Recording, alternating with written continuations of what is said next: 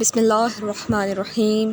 السلام علیکم طلباء و طالبات، امید ہے آپ سب خیریت سے ہوں گے۔ آج ہم نظم نمبر 2 نعت کا مطالعہ کریں گے۔ ہمارے شامل نصاب نعت کے شاعر ہیں مولانا الطاف حسین حالی۔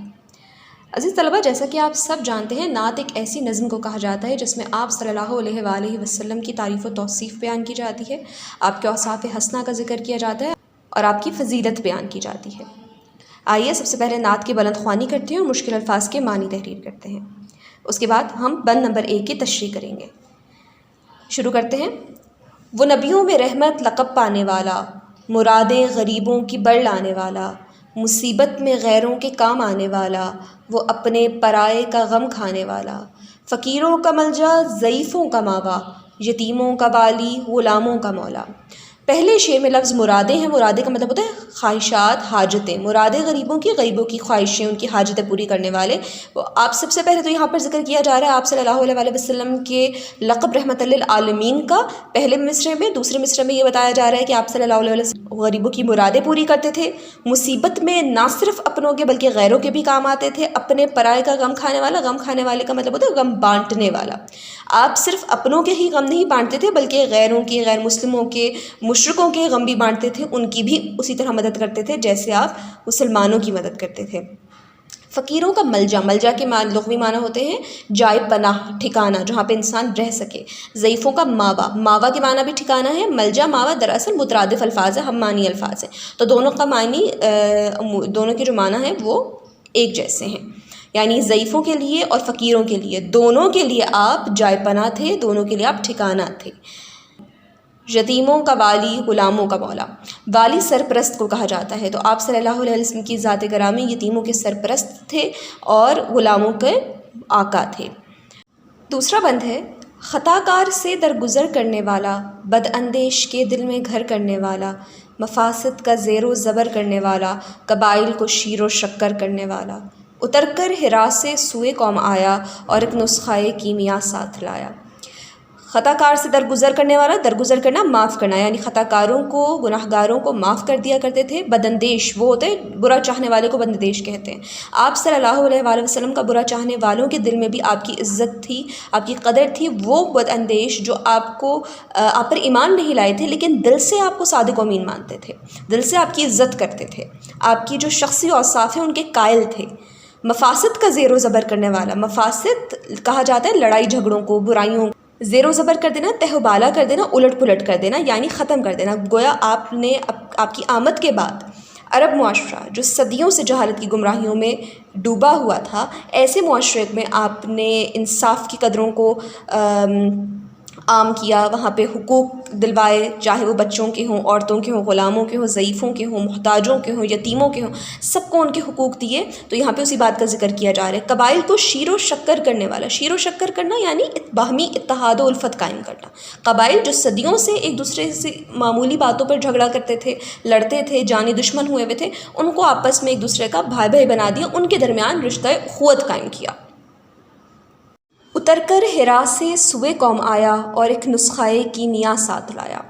حرا سے سوئے قوم آیا، سوئے قوم کا مطلب ہے قوم کی طرف آیا۔ حرا سے یعنی غار حرا سے، ہم سب جانتے ہیں آپ صلی اللہ علیہ وآلہ وسلم پر پہلی وحی غار حرا میں نازل ہوئی تھی، تو گویا کہا جا رہا ہے کہ حرا سے اتر کر آپ قوم کی طرف آئے، کیا لے کر آئے؟ ایک نسخہ کیمیا ساتھ لے کر آئے۔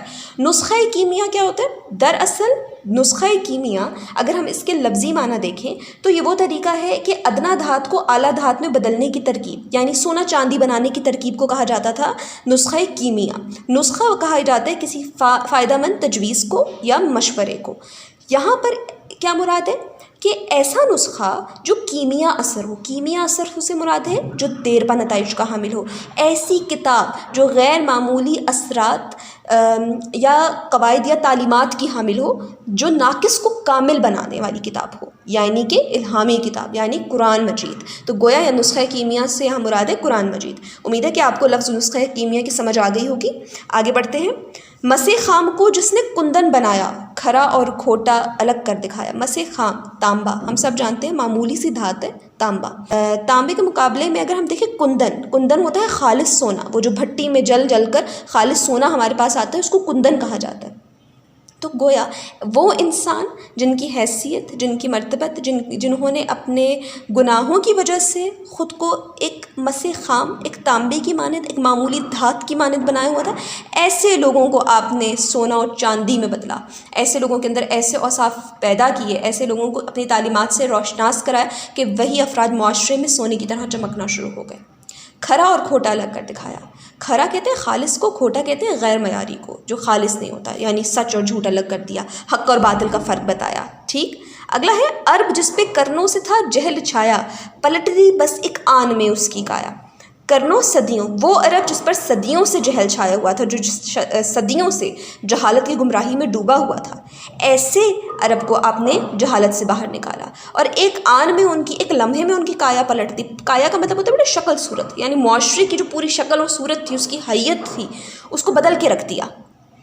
رہا ڈرنا بیڑے کو موجے بلا کا، ادھر سے ادھر پھر گیا رخ ہوا کا۔ آپ صلی اللہ علیہ وسلم کی آمد کے بعد بیڑے یعنی کشتی، یہاں پہ کشتی سے مراد ہے امت مسلمہ۔ امت مسلمہ کو آپ کی آمد کے بعد، انسانیت کی کشتی کو آپ کی آمد کے بعد کسی بلا کا ڈر نہیں تھا، کسی موج بلا کا، کسی آفت کا، کسی طوفان کا ڈر نہیں تھا۔ امید عزیز طلبہ و طالبات آپ لوگوں کو ان تینوں بند کی تشریح اور الفاظ معنی جو میں نے ابھی لفظی تشریح کی ہے، زبانی کی ہے، یہ سمجھ میں آ گئی ہو۔ آئیں اب ہم بند نمبر 1 کی تشریح کی طرف بڑھتے ہیں، جو آپ لوگ اپنی کاپیوں پر تحریر کریں گے۔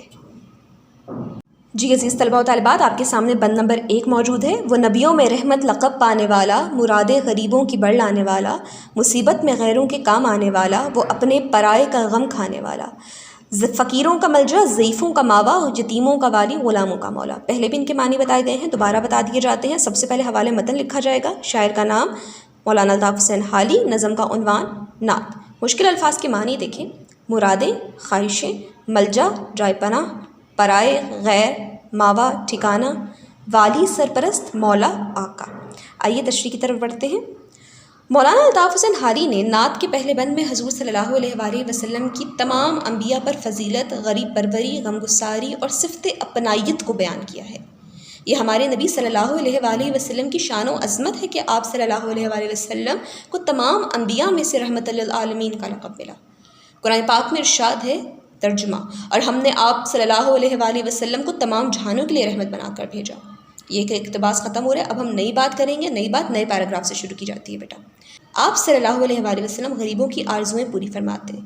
آپ صلی اللہ علیہ وآلہ وسلم کے آستانے مبارک سے کبھی کوئی خالی ہاتھ واپس نہ لوٹا۔ رنج و الم میں غیروں کی بھی غمگساری فرماتے۔ اسی محبت، شفقت اور اپنائیت کی بنا پر جان دشمن بھی آپ صلی اللہ علیہ وآلہ وسلم پر فریفتہ ہونے لگے۔ آپ صلی اللہ علیہ وآلہ وسلم نے اپنی تعلیمات مقدسہ کے ذریعے معاشرے کے محروم افراد، غریبوں، کمزوروں، ناداروں، مفلسوں، یتیموں اور غلاموں کے حقوق مقرر فرمائے۔ آپ صلی اللہ علیہ وآلہ وسلم کی بارگاہ سے معاشرے کے ہر طبقے نے فیض حاصل کیا۔ تو عزیز طلبہ و طالبات، امید ہے کہ آپ کو آج کا سبق اچھے طریقے سے سمجھ میں آیا ہوگا۔ اس کو اپنی کاپیوں پر تحریر کریں، ذہن نشین کریں۔ کل باقی بندوں کی تشریح کے ساتھ حاضر ہوں گے۔ اپنا خیال رکھیے گا۔ اللہ حافظ۔